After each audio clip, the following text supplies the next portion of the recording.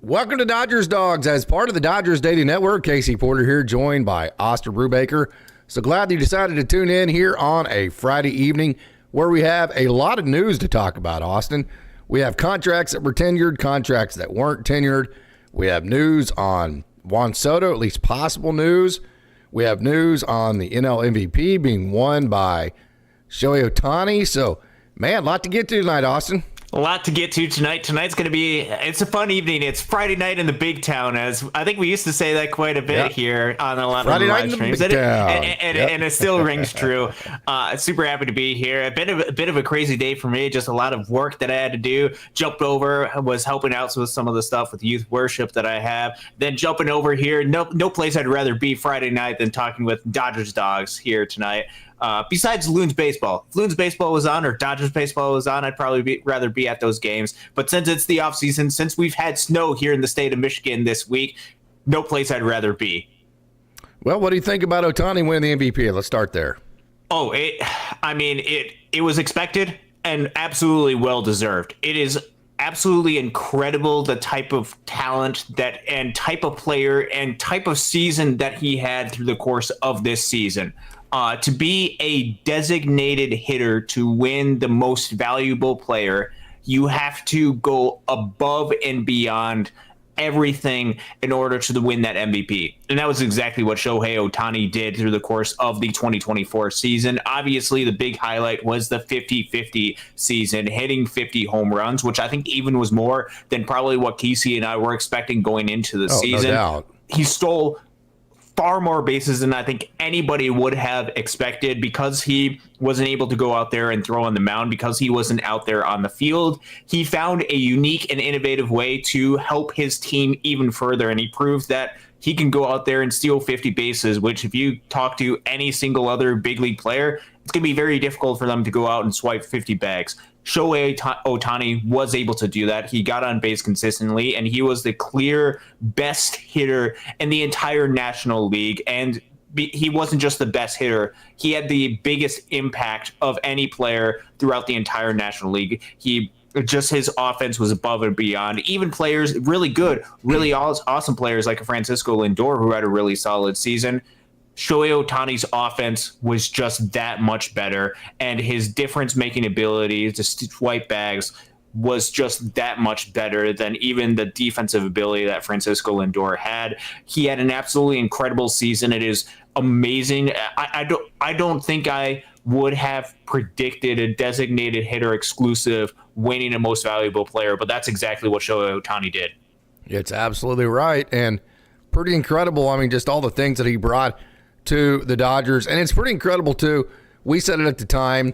We knew we were watching history, but Aaron Judge wins the AL MVP. And you have those two. It's the Yankees and the Dodgers. And then you have the AL MVP and the NL MVP.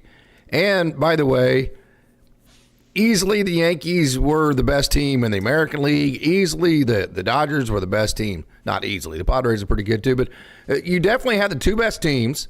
You had the two best players, and you had the two most iconic franchises going at it. I mean, how lucky was baseball this past season? Oh, so incredibly lucky. And you watch some of those games that were in the World Series. Like game one of the World Series is an all-time classic game. Absolutely, not just because of the ending, but because of the entire game that led up into that. And then the finale, game 5, was just absolutely incredible, surreal, unexpected, a little bit comical at times if you're a Dodgers fan going through that. It was a great series. And to have the two MVPs go up and match up against each other, even though Shohei Ohtani didn't have the biggest impact in the World Series, I think that was one of the most fascinating things about the World Series is the Dodgers were able to win besides the things that Shohei Ohtani was able to do. It just absolutely incredible. Both of these players had incredible seasons. offensive did. forces. They are Hall of Fame level of players. What Aaron Judge is doing in the American League when he's hitting 60 home runs a season, when that you never see that in the game of baseball, and what he's doing for those fans in New York, just absolutely phenomenal. What Shohei Ohtani is doing and what he meant to this Dodgers team, especially with this Dodgers team that went through a lot of injuries throughout the course of the season. Mookie Betts missed significant time throughout the regular season. Freddie Freeman had to step away because of some family things throughout the regular season. Max Muncy was out for a good portion of this season. They needed and they relied a lot on the bat of Shohei Ohtani, and he was able to carry this Dodgers team, which despite all of the injuries that occurred offensively and on the pitching side, they had the best record in Major League Baseball. It wasn't just him. You got to give credit all around to all the guys within this organization, but certainly Shohei Ohtani carried his load. He was amazing. He was incredible throughout the course of the season, and he's worth every single penny that the Dodgers are paying him right now. What'd you think about Dave Roberts getting slighted, not even on the ballot for Manager of the Year? I thought that was pretty crazy. Of course, Pat Murphy, I really like Pat Murphy. I just got through talking to a guy, Mike Rooney. He's one of the ESPN analysts, one of the big analysts for college baseball. Just interviewed him for my O-State Daily site. And Mike Rooney actually played for Pat Murphy at Notre Dame in the early 90s and then coached for Pat Murphy at Arizona State. And they had some great teams there. So Pat Murphy is a great dude. He's a great coach. Very worthy, but I don't see how it's a legitimate award if Dave Roberts is not the Manager of the Year this year. I'm sorry. I mean, I know the Dodgers are supposed to win. I know they got Ohtani. I know they got Glasnow. But Ohtani wasn't hitting in the World Series. Glasnow wasn't there for the entire playoffs. So, I mean, to me, Dave Roberts is the NL Manager of the Year. Yeah, he is for me as well, or at least he shouldn't have been, what was it, 7th place in National League Manager of the Year? That's the part of it, yeah.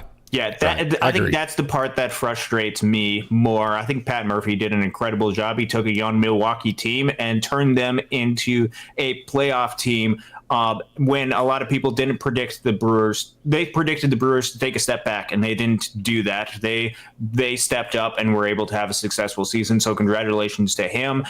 We all saw the job that Dave Roberts did, and we all saw the struggles and the challenges that this Dodgers team went through, and I think he did an absolutely amazing job. And 7th place does not sit right to me as far as the job that he did. I think this is a consequence of what this award has turned into, more of a team that wasn't predicted to do well actually doing well type of award, rather than you did the best strategic managerial job making sure that your guys were out there ready to go, or a fundamental baseball type trying to find innovative ways to go and give your team a strategic advantage. I would want the award to lean a little bit more into that, in which case I think that would go much more in Dave Roberts' favor. 7th place just doesn't seem right. I think they were looking for those teams like, oh, we're expecting you to either be bad or mediocre, and you were fairly good. I think that is what the award has turned into, which I don't think is completely right.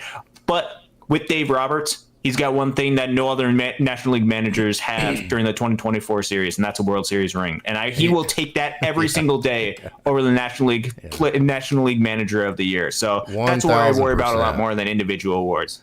Matter of fact, he even said that the other day on his interview. So no doubt he would trade that. So, hey, let's get into some of the business. It's been a really busy week.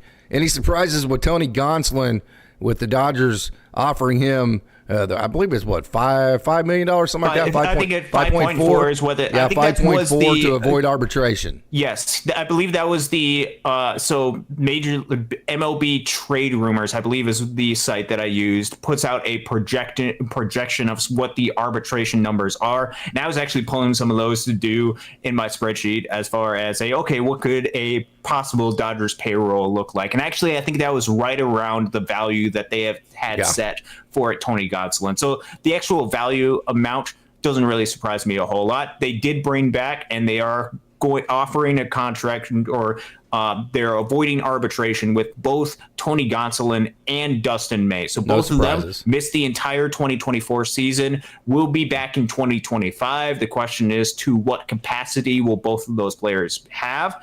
I believe both of them have minor league options as of right now. Dustin May might not have it for this next season just because he's getting closer to free agency. I don't know that 100% for sure.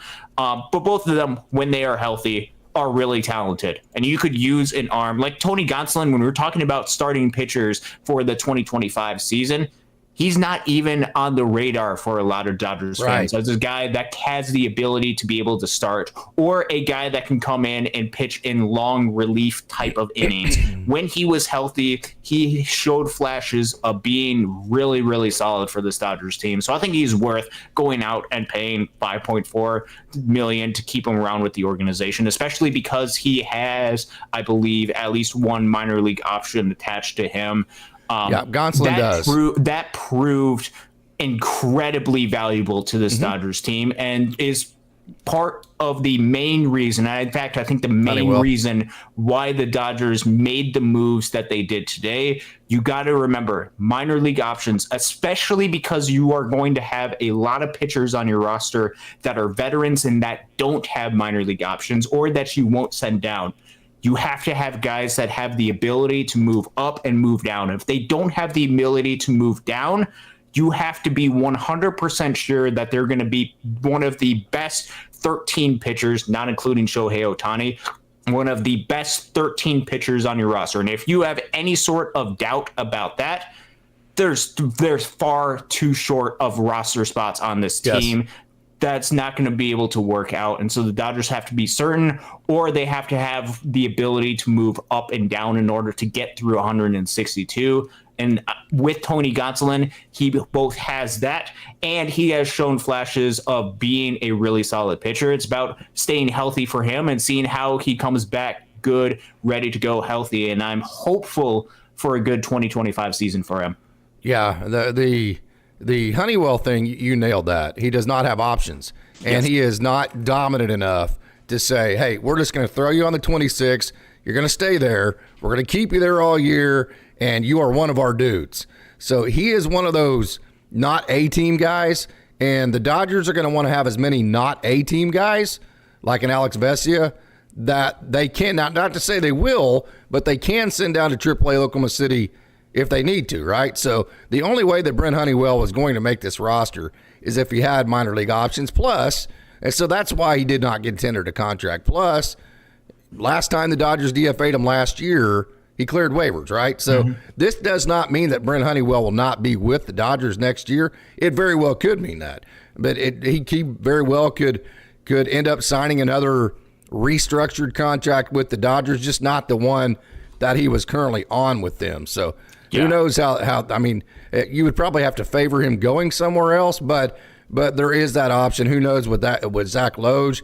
And then with Tony Gonsolin, not only is he good when he's healthy, he's also unique. You know, the Dodgers have so many of these high-riding, four-seam, power arm type guys that having that split-finger fastball brings him some uniqueness that I think the Dodgers could really use. Yeah, so just in case you aren't aware of what we're talking about with the Dodgers, today was the non-tender deadline across Major League Baseball. So by today, about an hour ago at 5 o'clock Pacific, was the deadline for Major League Baseball teams to not tender a contract to players that are under team control. So for the first 6 years of a player's professional career, they remain under the club's control before they enter free agency. So if you have less than 6 years of major league service time, you remain under the control of an organization, and the organization has the option each and every year to offer you a contract. Now, it is very often in the organization's interest to offer those players contracts because it is far cheaper to go out and offer a player a contract that way than go out and pay for a bunch of free agents. Today was the day for an organization to not offer contracts to certain players. And there were two players that the Dodgers that were on the Dodgers 40-man roster that were not offer a contract, and that was Zach Loge and Brent Honeywell. Brent Honeywell is the big name, of course. We all remember what he was able to do through the entire postseason run. Absolutely phenomenal, and he was a main reason why they were able to win certain series. I remember back to the innings he was able to eat during those series where the Dodgers were losing, and they just needed somebody to save the bullpen. He saved the bullpen. He was part of the 2024 World Series champions, and he had a very essential role to that team and did an absolutely phenomenal job. The complicating factor about the 2025 season is the Dodgers would have to be 100% sure that he is one of their best 13 pitchers in order to keep him around, in order for him to stand a 40-man roster spot, because he does not have any options to be sent down to the minor leagues. If the Dodgers tried to do that, they would have to designate him for assignment, meaning any team could go ahead and try to pick him up. That creates a lot of complicating factors for a Dodgers team that knows they need to try to keep their arms healthy, which means not just you need guys with length, but you need guys that can move up and down and be able to provide guys rest, especially with arms that have a tendency to break down at certain points throughout the season.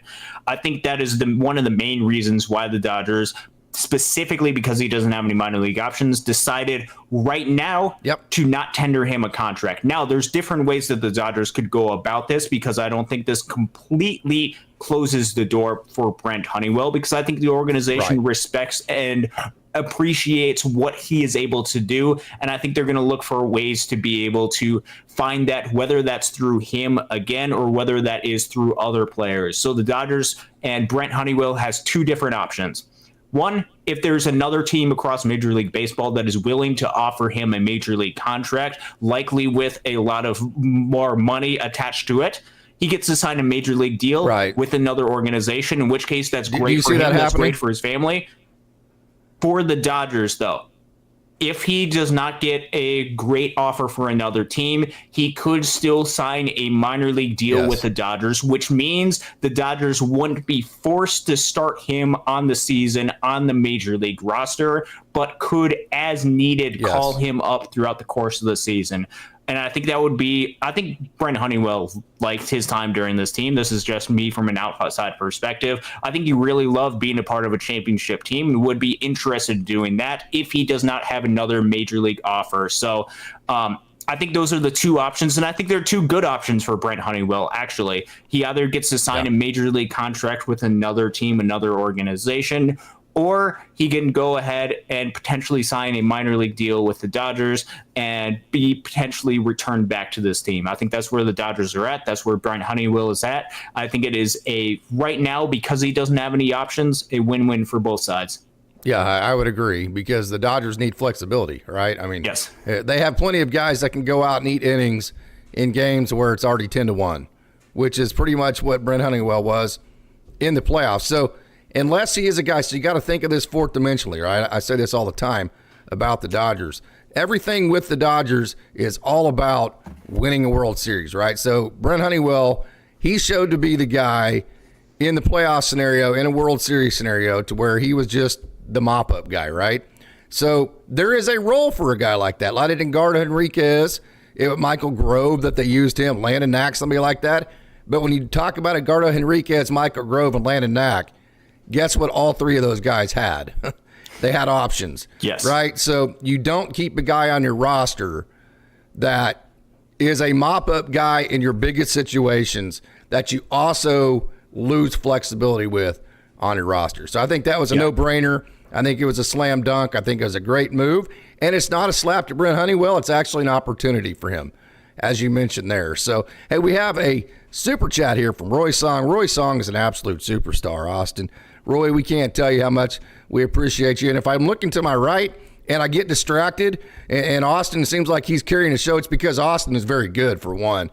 But also, my Guthrie Blue Jays are playing football right now. So, I'm watching them in the playoffs play Booker T. So I got them to my right. So when I'm looking to my right here, that's what I'm looking at. I got the Dodgers Dogs to my left. I got the wonderful Dodgers Dogs with Roy Song leaving messages. Man, I am just absolutely in heaven right now. So Roy Song says, "Hi, Casey and Austin. Do you think Gonsolin and May will come out of the bullpen versus start? Thanks." I think Tony Gonsolin will start. I think his split finger fastball and his profile does not fit a reliever at all. He's got to be a guy that can get comfortable with the feel and the grips for those particular nights. I think Dustin May would be perfect out of the bullpen. I don't think the Dodgers know exactly which way they're going to go with him because they don't know exactly how the command and hey, his arm's going to feel fine. That's not going to be the problem. It's going to be like we saw with Walker Buehler. The problem is going to be how fine is his command? How fine is his control? So that's going to determine whether he becomes a reliever or a starter. If he has great command, he's going to go right back and probably be your fourth starter, maybe your fifth starter. And then I'll tell you another thing that the Dodgers, I don't think anybody can predict right now, including like a Billy Gasparino that I talked to this week. I don't even think he could tell you, and even with a true serum in him, and that is they don't know what they're going to do in free agency. I mean, if you go pick up a Roki Sasaki and also a Corbin Burns or any combination of Burns, Fried, or Snell, one of those guys, and Sasaki, then that limits the opportunities for anybody to start in that rotation. So I think we have to wait to see what happens in free agency. And then after that, you have to wait and see what the command and control looks like from Dustin May. But I would say right now, what I would do, I can't predict what the Dodgers will do, but I can tell you what I would do is I would put Tony Gonsolin in the rotation, and I would put Dustin May in relief. Yeah, that's where I'm leaning right now. Obviously, it depends, as Casey pointed out, what the Dodgers do in free agency. For Dustin May, I am down for whatever keeps him healthy on the mound. Because when he's on the mound, his stuff is electric. Good point, Austin. So if that means that, man, it's going to be very limited innings, it's going to be very short spurts, and if it's just one of those 1 to 2 inning, whether that it comes out late in the bullpen, whether that comes out in an opener type role, or whatever situation they decide to put Dustin May out there, if it keeps him healthy and on the mound, I'm all for. And I think that's where the Dodgers are at right now. If his control is good and he feels good and he can stretch out, I think best case scenario would be for him to be a starter. That's not where I'm putting all of my hope right now for Dustin May, because I want to kind of slow walk him back out there. He's missed a ton of time over the past years, and it sucked, all of the different things that have gone on with him. This is his last year of control with the Dodgers. He will enter free agency after this season, and I want him to be entering free agency after a full, healthy season, no matter what it looks like, because when he's on the mound, he's dominant and he's effective. With Tony Gonsolin, I think his profile fits a lot better during a starter or at the very least a long relief. Yeah, he needs the room to breathe. Yeah, he's gonna be very much of those. He's bulk inning type of roles. It will depend on, again, who the Dodgers go out and target for starting pitchers. If they add 3 different starting pitchers and all their starting pitchers are healthy, then you're like, okay, what exactly do we do? And if Tony Gonsolin's one of your better arms, when does that ever happen? Into that long relief, he can slot into the Brent Honeywell type of role in those low leverage type innings if you want him to do that. There are a lot of unique ways to be able to implement both of those guys if they are healthy going into this season, which I think the Dodgers are cautiously optimistic. Obviously, they offered both of them a contract, and if they were completely pessimistic about Dustin May's ability going into 2025, they wouldn't have tendered him a contract, because there's no point of spending, what was it, a little over $2 million for a player that's not going to play in 2025. They at least have some hope that he's going to be able to produce, because when he's on the mound, he's absolutely dominant. Both of those guys we completely forget about, but they're really talented, and it's important to keep them both in mind.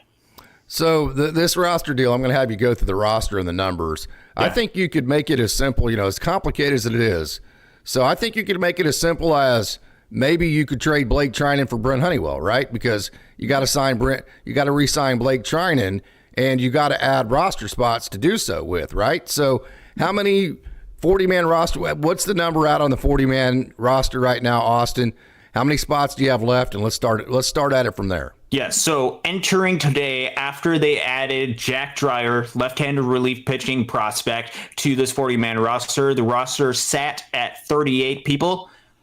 subtracting both Zach Loge and Brent Honeywell, that brings the roster currently to 36 on the 40-man roster, which remember, Right. on the 40-man roster, there's a couple of players that are likely going to miss all or most of the 2025 season, that after spring training, you can add them onto the 60-day injured list, open up a couple of different spots. I think that's where Casey and I, if they wanted to bring back a Kershaw or a Kike, they could do it probably during that spot. So during the course of free agency, currently they have 4 open roster spots, which does not include if they decided to move one of their catchers like a Hunter Fiducia because his spots is blocked, or if they wanted to move Mookie Betts to second base at Gavin Lux. That does not include any of those. So there definitely is room to be able to maneuver on this roster right now, but currently the number is 36 players on this roster. Yeah. So that means like if you have 4 more spots that you could put on there, you're probably not going to add from your pool depth in the minor leagues, but if you go out and get a trade or if you go free agency, so if you go the trade route, right, like for a Garrett Crochet or a Devin Williams, then really, I mean, if you would only need to like have maybe 2 guys max from your 40-man roster to give back to whoever you trade for in a trade scenario to get to the number, because I don't think the Dodgers in any scenario that I've ran through in my head need more than 6 available spots on their 40-man to literally get every single person that they want, including Roki Sasaki, including one of the 3 between Fried, Snell, and Burns, including a Devin Williams, and then including also an outfielder or a shortstop. And so I think this move by Brent Honeywell today really it kind of freed you up in your trade talks to whoever you want to go get, to where now you have more options to go down to guys that aren't on the 40-man and still be able to get anybody you want in free agency too. Yeah, there is a little bit more. This move, it creates a lot of flexibility for this Dodgers team, for this Dodgers roster. And I think especially because they were likely needing, with the news of Brusdar Graterol missing at least half of the upcoming 2025 season, they needed another one of those late inning relief type arms. And I think Blake Trinan is a name of very serious consideration for the Dodgers team. He would be a very short-term option. He's familiar with the organization, and he showed himself to be incredibly valuable for this Dodgers team. You would likely only have to sign him for a 1-year deal. I would not sign him for any longer because he is 36, 37 years old. I think this move allows you to be able to do that while also creating the opportunity. You talk about Brent Honeywell being able to fill in a lot of innings. Well, something that I've talked about and something that I think Casey would probably agree with is for a lot of these younger arms, these younger talented arms that can pitch a little bit of length, why not use those guys in the low leverage type innings? Because I want those guys to get major league innings as well in order to see if those guys can turn into professional big league starters. And that would be something, not just of value for the Dodgers to get to know that answer, but also for other organizations who might be scouting these players and want to see them have at least a little bit of big league experience to see if they can help their organization. I think that is something of great interest for this Dodgers team, and something that you had mentioned about the trades with this Dodgers team beforehand. They think they were very limited to, we need to clear up 40-man roster spots. We got to hope that another organization likes the players on our 40-man roster. That pitching. Whereas now they have the ability to, okay, we might be able to trade one of these guys to create a spot for a player that we're trading for. But if you have other guys down in the system that you like a little bit more, for example, the White Sox aren't going to be looking to trade for Gavin Lux. As talented as Gavin Lux is, they're going to want Josue de Paul or Jackson Ferris, right? He does not fit the timeline that team has, which means you have to think about guys that are going to fit with the timeline that another organization might have. Gavin Lux is going to hit free agency in 2 years. I want to include him as part of those trades because the White Sox, I don't believe, are going to be good in 2025 and likely not good in 2026, just at the state of where their roster is right now. So that opens up some moves for the Dodgers to be able to think about any sort of guys that are in this organization and include them in trade packages, which just opens up options and leverage. I think that is something that this organization incredibly values, and why they like versatile type players is because that opens up options and that opens up the ability to do a whole lot of different things and provides the organization with leverage to where they don't have to make this one decision. It's also one of the reasons why I'm not 100% sold on Willy Adames quite yet, because I don't think you have to force yourself into that situation. I think what you want to do is be opportunistic, especially about maybe players that you might have some slight reservation or slight questions about. You don't want to force your hand or be all in committed to where, man, especially with players with question marks, you want to be able to maneuver around to say, okay, I could make that decision, but I could also make this decision over there. And I think the more that the Dodgers do that, I think they put themselves in a really good position, not just now, but in the future. Yeah, I would totally agree. So you said how many? What's the 40-man at now? How many? It is currently at 36 players. Right. So I think the Dodgers could add as many as 6. So one of the 3 between Corbin Burns, Max Fried, Blake Snell. So that's 1, right? I want the Dodgers to re-sign Teo. Okay, that's 2. Blake Trinan, that's 3. And then I want them to sign either a shortstop or an outfielder. That's 4. I would like for them to trade for Devin Williams. That's 5. Roki Sasaki. That's 6. So you're going to get Devin Williams in a trade, right? And so that means that you only have to clear 2 spots on the 40-man roster now because of what you did with Brent Honeywell today. So again, and I think Gavin Lux is a guy that in that scenario has to get moved because Mookie Betts is your second baseman. And then you have a guy like Hunter Fiducia who's blocked that you could do whatever you wanted to do with there. So the Dodgers right now are in absolutely great shape to have, again, we had it last year, the ridiculous A++++ offseason.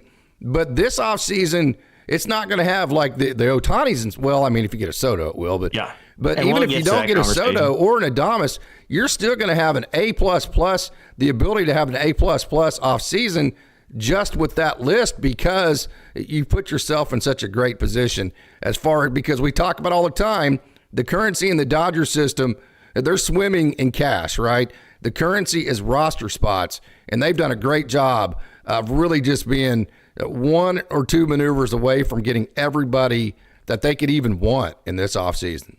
Yeah, they've done a great job to this point, being able to have the ability to make moves. They're setting themselves up to do basically whatever they want during this course of this offseason and be able to get those types of players, which I think is good.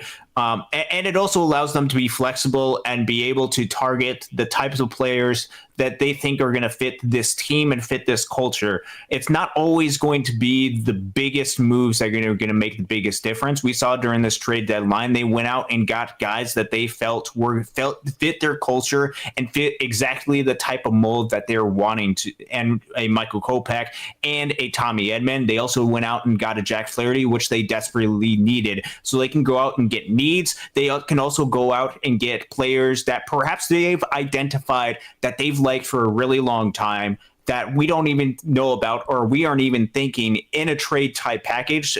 We saw what they did. Michael Kopech was a really key piece out of this bullpen. Tommy Edman, we've talked about him, was absolutely clutch and necessary for this Dodgers team. They also have the ability to do that. So I trust this Dodgers team to be able to make the correct scouting decisions because of the way that they've structured their roster currently and because of the options that a lot of these players on the pitching side has.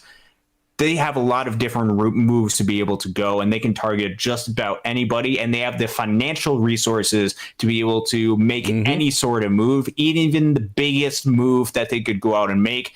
They have the ability to do so, which should scare every single other major league club. Absolutely. And it's a great spot to be if you're the Dodgers, because you can sit back, you can make certain moves. You don't have to make those moves. Even if they don't make a ton of moves, this team still was the best team in all of Major League Baseball and has a lot of those players returning. I think they absolutely need help on the pitching side, but this team is still incredibly talented, and now they can strategically target whoever they want, whoever they believe is going to help them win in 2025 and beyond. Yeah, because like you said, they're going to have the financial resources. It's just going to be all about the roster resource, and Yes. they're doing a great job of getting that set up. Hey, we have a great crowd logged in. Daniel Berry Sports Highlight. Good evening, Sammy Boy Smith. Thank you so much for joining. Kenneth Hall, where do you think May will end up? I think he'll end up probably in the bullpen. Hey, Daryl Jackson, do you agree with that, Austin? I would agree with that. Yes. Hey, Daryl Jackson. Hey, boys, thank you so much for joining. TN always brings his A game. Dodgers paying Gonsolin must mean they're opportunistic on him.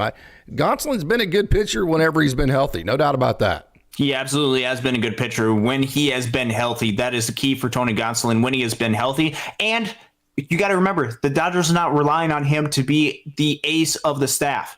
They've got a lot of other pieces that can be ace type level of pitchers that they wouldn't be relying on a Tony Gonsolin, perhaps as the way that they've relied on him in years past. He doesn't have to be the superstar. He doesn't have to be the guy that's going to go out there and be the ace of this Dodgers team. He has to go out there and be a solid pitcher. And if you're relying on Tony Gonsolin to be a solid pitcher, I think you have really good problems on your hand. Yeah, and especially if he's a 5 or a 6 starter, absolutely you take that.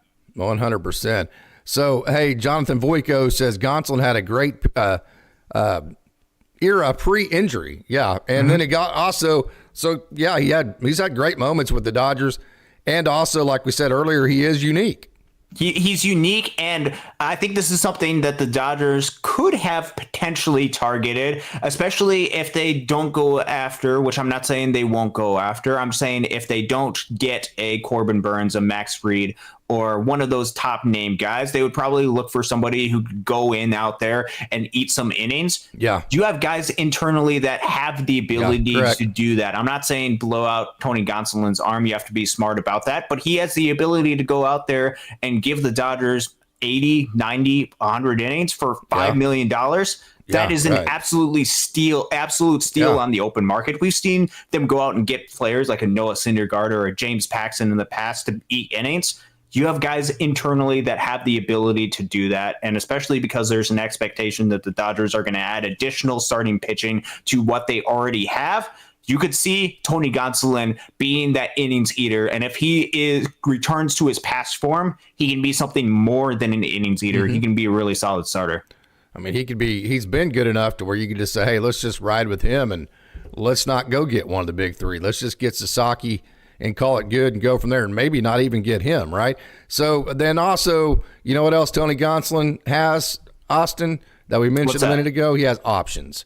And so meaning that the Dodgers don't have to keep him on the 26-man roster the entire season. So if everybody's healthy at once and you've got, I mean, if you go get one of the big three, right, and the Ohtani's healthy and Glasnow's healthy and Yamamoto's healthy and all this, and you got everything the way that you wanted, then he might be in Oklahoma City for a period. And you don't have to create some kind of weird 60-day IL stint, right? And that is something that a James Paxton or Noah Syndergaard type of pitcher would not have. That is an advantage of keeping Tony Gonsolin around. Those free agent type pitchers. So those basically, he's James Paxton. Basically, he's Noah Syndergaard, but with minor league options. With minor league options and with a little bit more upside, just a little bit of unpredictability because he's been injured and you don't know exactly how his stuff is going to come back in 2025. Boy, the Dodgers. See, I think Flat Life is absolutely correct here. Dodgers spot start Ohtani and Glasnow, right? Just to keep him as maximized healthy as possible.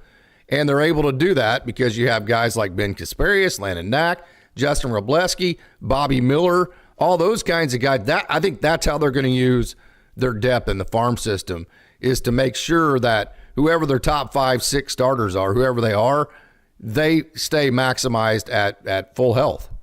I care about two things throughout the course of the season, and it was both highlighted perfectly well from Flat Life.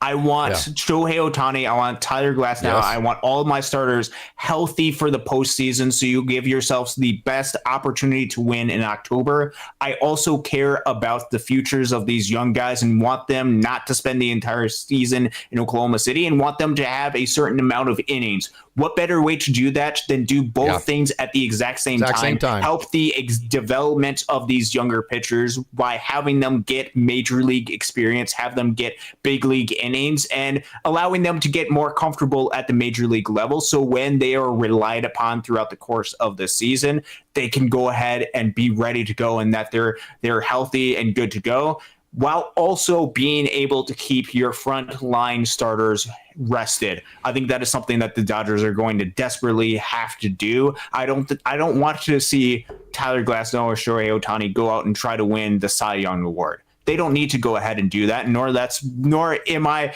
wanting to have all of the rewards. That's a great point. I'm not wanting all of the rewards that were just awarded this week. I want the award that was awarded 2 weeks ago with the World Series, 2-3 weeks ago. Yeah. Keep on with that. I'm sorry, Austin. I got excited. I think your point was, so if you're Tyler Glasnow, if you're Shohei Ohtani, so your goal is to win a World Series, not a Cy Young. Yes. And so if these guys spot start, like Flat Life is saying, if they spot start for you and they limit your innings because the Dodgers are trying to keep you healthy, so they will have the healthiest rotation they can possibly have going into the playoffs, then that's going to reduce your chances of winning a Cy Young, right? That's what you're saying here. Yes. And what we're both saying is Tyler Glasnow, neither him nor Shohei Ohtani will give a rat's ass about that. They will want to do whatever the club feels like they need to do to put the club in the best position to win a World Series. Would you agree with that? That is what I agree with. That is what is in the best interest of the organization. And I think both of them would understand and realize that, hey, we want to do what's best and we want to be healthy and we want to actually pitch in October. I'm sure that it bugged the living crap out of Tyler Glasnow that he was not out there pitching during October, during that run with the Dodgers, especially when you're throwing out bullpen games. And he's sitting there like, oh, man, I should be out there and throwing for this Dodgers team. He did not get a chance to do that. I think that would bug him more if he didn't get a chance to pitch in October again, rather than, 100%. Oh man, I didn't get a chance to go out there and win the Cy Young. If I just had 15 to 20, 25 more innings, I would have had a real shot. I think he'd rather, if you present it to him as you are going to pitch in October and we're going to do everything that you can to make sure that you're out on the mound and pitching in a game 1 or game 2 type setting, I think he'd be all on board. Yeah, it's kind of like that. You know, when one of your best players gets injured, you have that circle the wagons type effect to it. And for like 2 to 3 games, maybe a week, sometimes you play better because everybody around that star that's out feels like, God, I got to step my game up. And then everybody just starts playing a lot better than they normally do because they realize they have to, right? And then that effect wears off. And then as that goes on, you start becoming what you actually are without your star, right? And then you start going, yeah, well, that was fun while everybody was playing at their peak, but that's not going to happen in baseball forever. So now here 3 weeks later, we don't have our star, and now we're playing exactly like we should, which isn't nearly as good as we would with our star player. So I'm giving a long story here to say the Dodgers didn't have Tyler Glasnow last year in the playoffs, and they got away with it. Yes. They snuck away with it. I mean, hey, the Dodgers earned everything they got in the World Series. But with the pitching they threw out there and the scenarios, not that the pitching wasn't good, but just the screwiness of it. I mean, just the unpredictability of who's available today, what bullpen games. I mean, just the predictability of not winning that game against the Padres, the bullpen game when the Dodgers were down 2-1, game 4 or whatever. So what I'm trying to say is if you do that like 2 or 3, 4 years in a row, like you got away with it 1 year, you got away with it this year, okay? If you try to get away with that next year and the year after and the year after, it's not going to work, right? So they absolutely, the Dodgers know that, okay? They know that better than any of us do.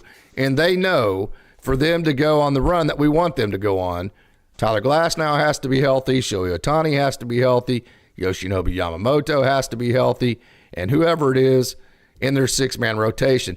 They have to go into the playoffs with a full rotation of arms and not just mix and match and piecemeal it together like they did last year. Again, they got away with that once.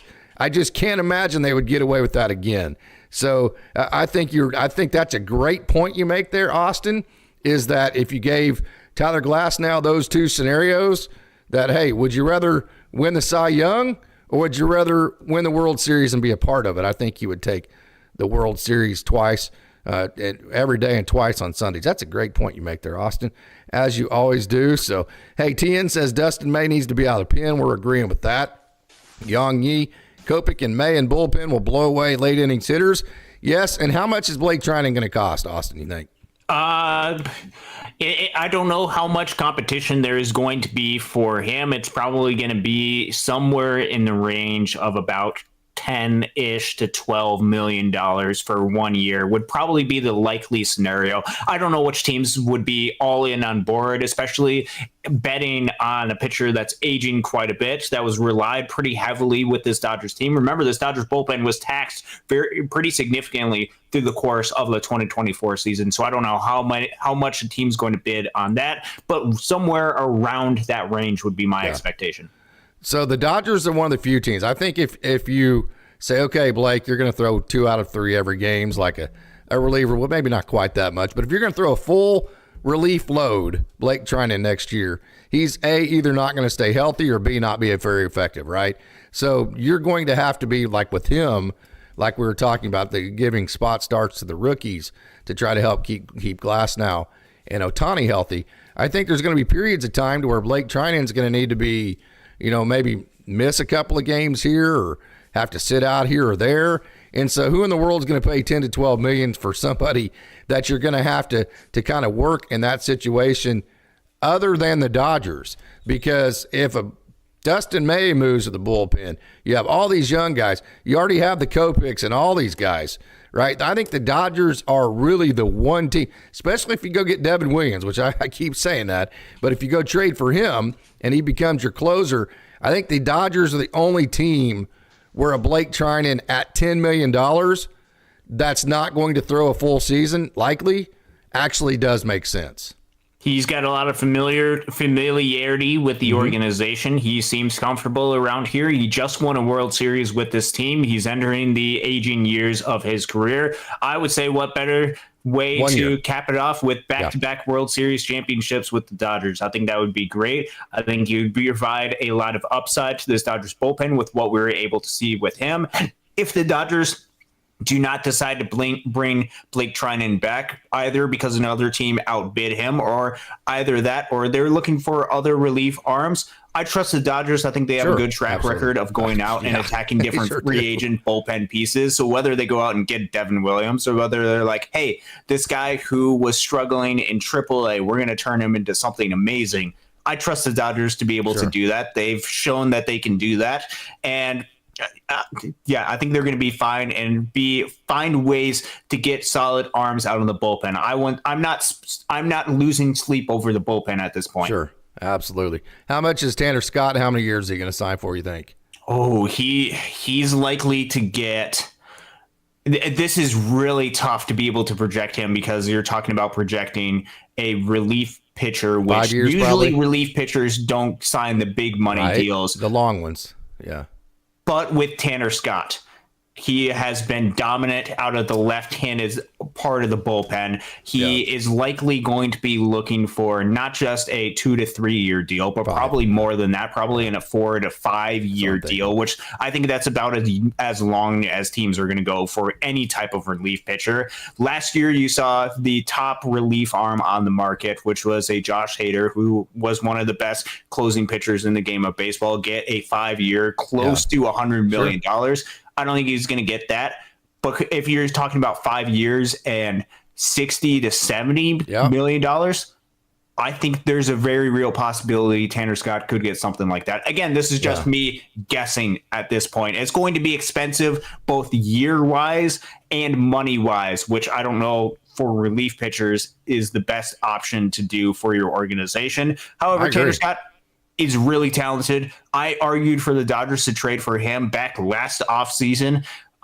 and he's a really good piece. I just don't think the Dodgers would be willing to do that for a relief arm, especially because they have a lot of different talented relief arms that they could turn to, and they have a track record of, instead of paying $70 million over 5 years for a relief arm, let's put that in something else like an outfielder. Let's put that money towards the Teo fund instead of the Tanner Scott fund, right, and be able to find a guy who can be maybe not as effective, but pretty darn close effective to as effective as a Tanner Scott. So I think I trust the Dodgers to be able to do that. I think Tanner Scott's a little bit too out of their years and price range right now. I agree. I think the lure in him was that he was a trade candidate, and which meant you only had him for 1 year. Yes. Right. And so you're getting the best pitcher in baseball to help you win, best relief pitch, maybe the best relief pitcher in baseball to help you win that first World Series. Right. Yes. I think in 5 years, the Dodgers have shown that they can find great relievers. They can create elite bullpens, even without elite arms. Right. I mean, we saw that just last year, even when guys like Ryan Brazier go down and all that kind of thing. Evan Phillips goes down. They can still create elite bullpens even without guys like that. No need to pin yourself into 5 years. I think that takes away his attractiveness from a team like the Dodgers, although he is very, very good. So here's kind of the quandary that we're in, Austin, even us as prospect coverers, even as Dodgers fans that don't necessarily pay attention to the prospects.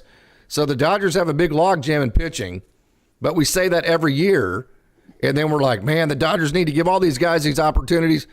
But then every year they need that logjam because one after the other goes down. So it's like I want to complain that like there's not enough opportunities for even like a Jackson Ferris or Justin Robleski or a Ben Kasparius or Kyle Hurt if he can. Kyle Hurt's not coming back this year, but I want to complain about the fact there's a logjam and these guys are being blocked.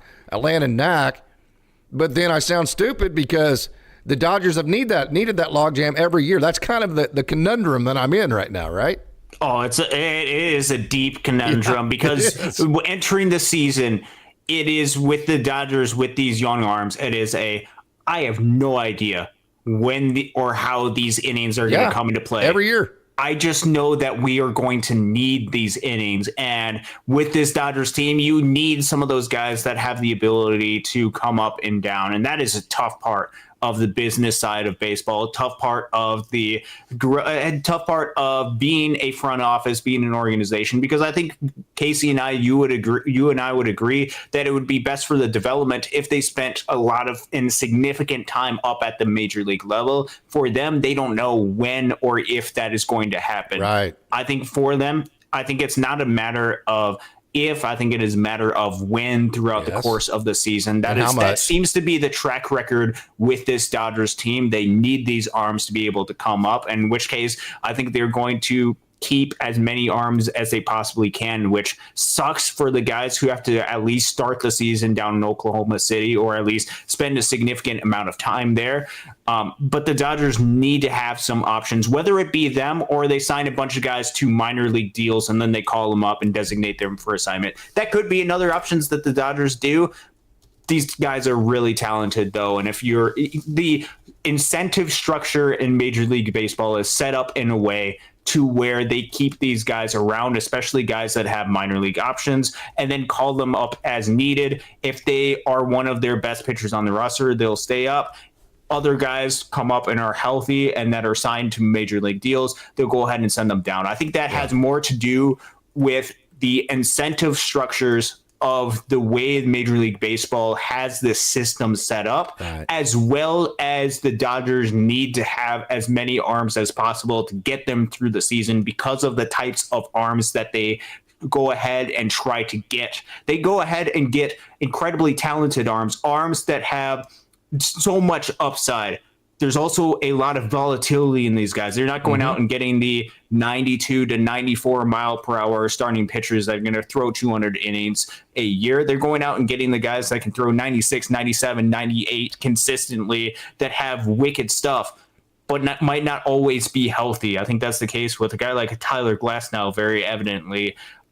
So I think the way that the Dodgers go out and target pitching, as well as the way that Major League Baseball has the options system set up and just that development process makes it this way. So it sucks, but I think there's going to be opportunities for these guys, and I'm super excited for them to get those opportunities. And I hope the Dodgers make sure throughout the course of the season, even if things are great and the pitchers that they have aren't injured, they have to find a way to make sure these guys get innings at the big league level and continue their development. And I think they know that. And I think they're going to try to do right. We've seen them do right to a lot of players. I hope I hope they do right with that. And I think they will.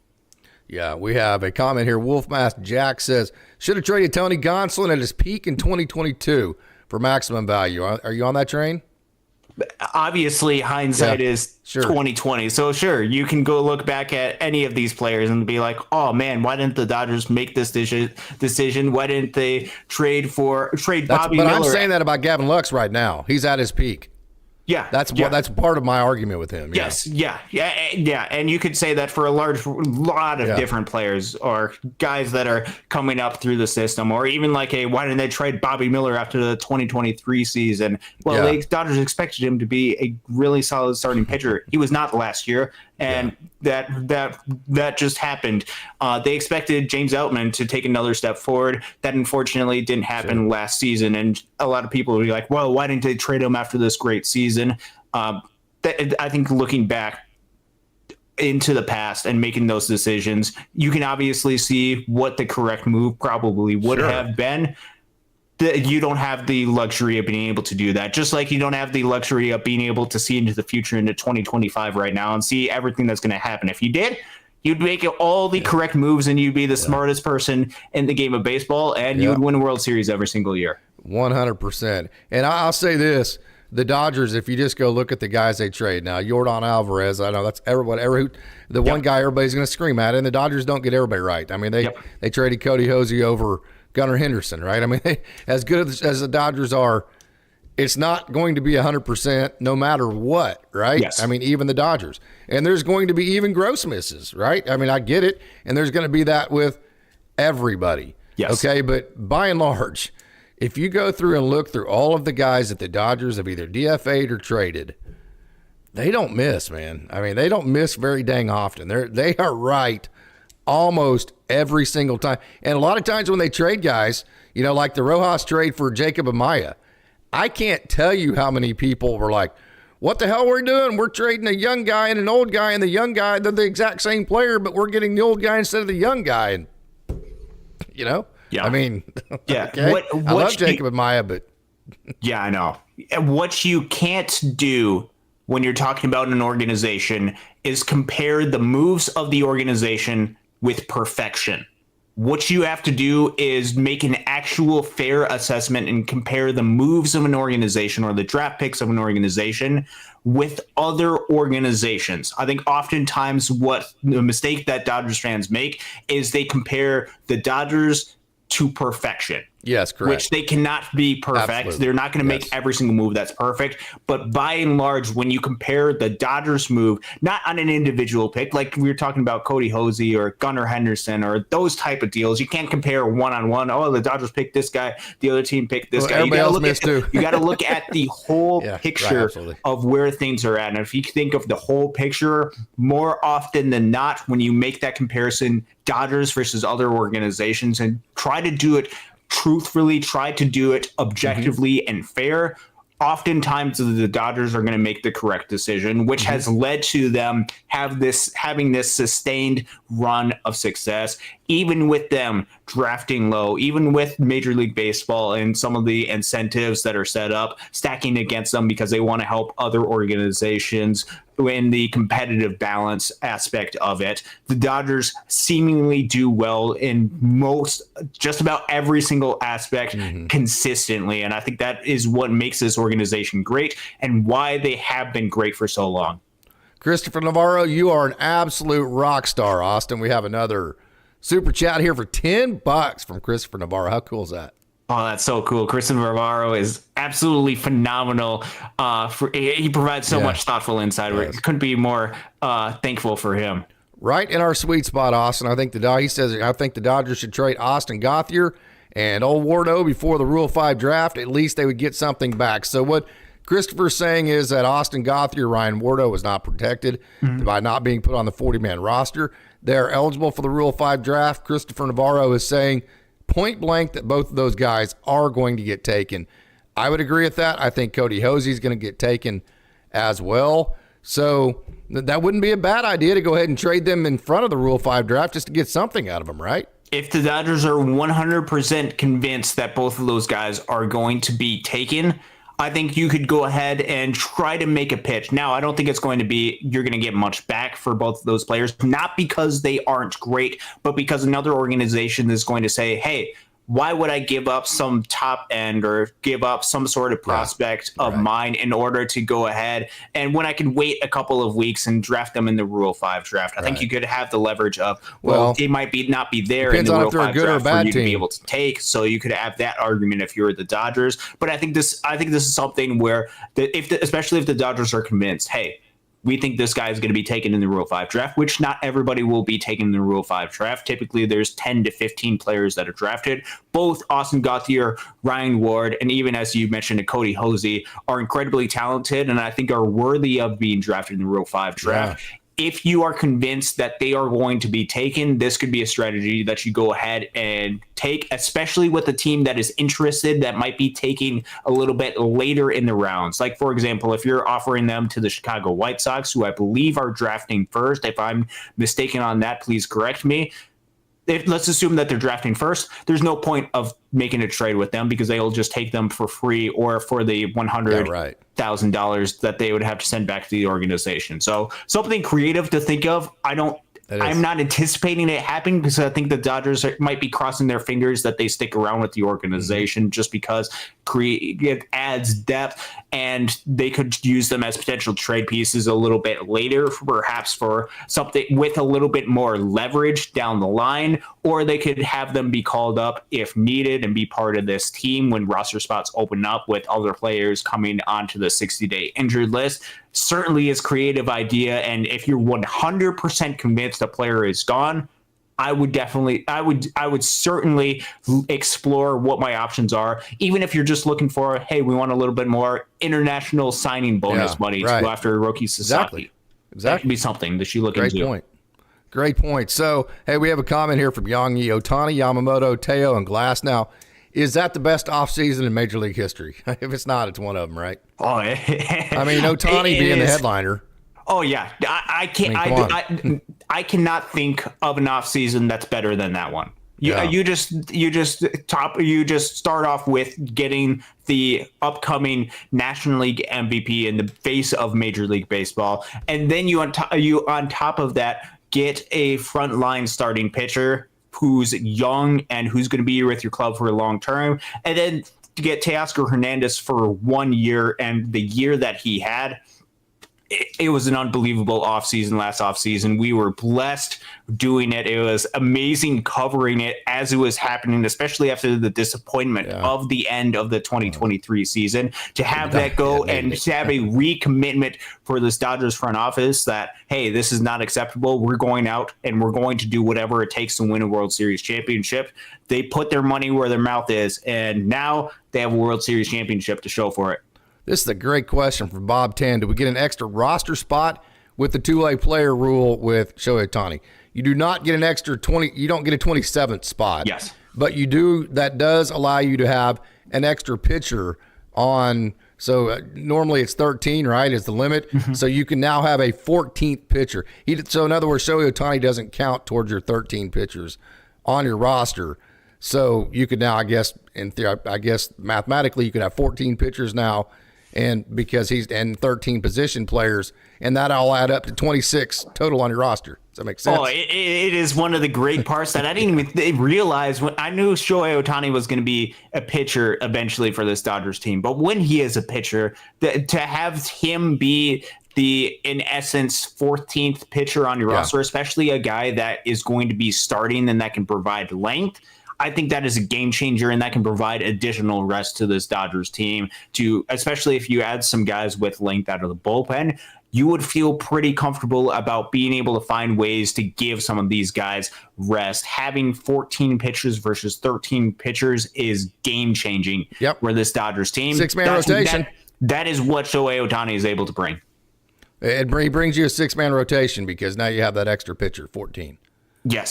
So in essence, what he does is he gives you 14 pitchers and also 13 position players.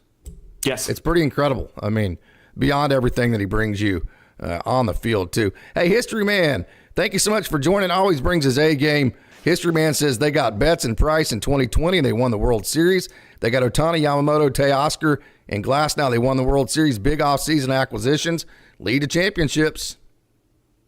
I can't argue with that. Both Shohei Ohtani and Mookie Betts are Hall of Fame level players. They both got them in the offseason that led to a World Series championship. That is an argument to go out and get Hall of Fame level type of players. That's a really good point, History Man. And when you make these moves, it really helps your team, and especially if you get the correct player. And I think the Dodgers, both with Shohei Ohtani and with Mookie Betts, they got the correct player that is going to help this organization uniquely win. And I think both of them have done absolutely phenomenal. They are some of the faces of this Dodgers. It's funny because there's so many faces of this Dodgers team, but they certainly are some of the frontline faces of this Dodgers offense. And I think they're both going to be going into the Hall of Fame wearing the Dodgers cap, which is going to be amazing. Bob Tan has another good comment here. Yoshi come back after getting shelled in game one. Is miraculous, proud that the team trusted him. History Man in a 162-game season. It's peaks and valleys through the season, and they have to have their best down the stretch. No doubt about that. That is 100% the fact there. So, hey, Wolfman Masked Jack, Blake isn't turning his back on the Dodgers. We stood by him in his darkest days. I think that's definitely I totally agree with that about Blake Trinan. That goes into my thinking with him. So King Yellow Man, Lux's peak was years ago as an actual prospect. He was, coming out of 19, a huge prospect, no doubt. David Herrera, is Garrett Crochet worth Dalton Rushing to you? 1 for 1, absolutely, of course. This is a tough one for me because it is tough to see the role Dalton Rushing having, but I also understand the potential that he has and understand that this Dodgers team is going to need to have some sort of youth on the offensive side come up and be able to help this Dodgers team moving forward, because I fear, and this is something I talked about straight from the beginning of this offseason, I have a fear of the aging curve. You could call it a little bit too irrational of a fear. But when you have a special player, and I think Dalton Rushing is a special player, I become very reluctant to give up that type of player, to know what he has the potential to be able to do. I don't think any prospect within this organization, or at least very few prospects within this organization, I believe in more than him. And when you're talking about young pieces on the offensive side, especially when you have the ability to go out and target pitchers in an other way, I'm not 100% there quite yet with a Garrett Crochet. It's not just I'll go out and get the best years. Yeah, Garrett Crochet was phenomenal. He also was in his first year as a starter last season, and there might be a little bit of questions that you might have with keeping him healthy, going for a second full season as a starter, getting him to the postseason, having him fit into this culture, fit into this roster. With a Dalton Rushing, not only, I think the main question is, how would you fit him onto this Dodgers team, whether it be the outfield, whether that be mixing time with Will Smith at the catching position, whether that be potentially learning to third base and being able to move that, or Will Smith moving to third base a little bit and playing a little bit of that position. I right now remain hesitant. Perhaps this is a little bit too cautious, but because I believe in Dalton Rushing and because I know this Dodgers team is going to get old at some point, I want some of those younger guys to be able to help the Dodgers team going forward. And I firmly believe that Dalton Rushing has the ability to help this team going forward. I know what I've seen from him throughout his development. I am still very cautious to give up him. And the Dodgers were cautious to give up Dalton Rushing for Garrett Crochet when they needed pitching during the trade deadline. So I know there's a lot of hesitation for there. So the question is 1 for 1, though. I'm not 100% convinced there yet. Nice. I still want to see other options right now, and I would take more of a risk in free agency right now than go ahead and make that trade immediately. That's where I'm at right now. I could change later in the offseason, especially if it's like, there's going to be no real role for Dalton Rush, and you could tell me that, and I could be slowly convinced. I still know what I've seen with Dalton Rushing, and I still believe in that big time. You're not saying you're saying don't look at it Dalton Rushing for Garrett Crochet, right? Look at it like the Dodgers don't have to do that because there's plenty of other ways to go get pitching that will equal a Garrett Crochet type of acquisition, right? Is that what you're saying? There is other ways to go out and do that without risking one of the players that I believe could help this offense go forward and be one of the anchors to this Dodgers offense, especially once Freddie Freeman is no longer a Dodger. I believe he has 3 more years until he is a free agent, in which case you don't know exactly what there is going to be after that. That could be entering the peak years of a Dalton Rushing. So if you believe that he's going to be a really talented player, which I believe that he's going to be a really talented special type player, he could fill in and come in and help make that transition seamless from there. So giving up that is, oh man, that would hurt big time for me. Yeah. So what does Ohtani do on the days he doesn't pitch? We have that question. When he doesn't pitch, I would assume he would be part of the offense. I'm certain Shohei Ohtani has his own routine that he does when he's pitching and when he's hitting. He had to do it when he was with the Angels. I don't know the exact details, what that entailed. But I fully expect him to be going all in when he's ready to go, either on the offensive side or on the pitching mound. He's phenomenal at both. I trust him to do whatever he wants to do. Yeah. Just mentioning some trades here, the Mookie Betts trade. Remember Matt Beatty for River Ryan, that trade? They're all up and down.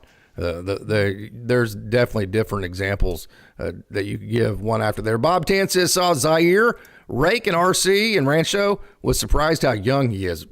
Zaire Hope is an up-and-coming star, is he not? Oh, you talk about players that I'm excited about for 2025 to be able to watch. Zaire Hope is one of those guys that I fully expect to see play significant time in Great Lakes. I couldn't be more excited. I won a Midwest championship almost as bad as I won another World Series championship, and I think he could be one of those pieces to help. Yeah. And I think he's got a ton of potential for this Dodgers team. There's a lot of buzz about him. He's still incredibly young and talented, which a lot of people are really excited about. He did pretty well in the Arizona Fall League during this year as well. He can flat out rake when he is on, and I'm excited to see that this year.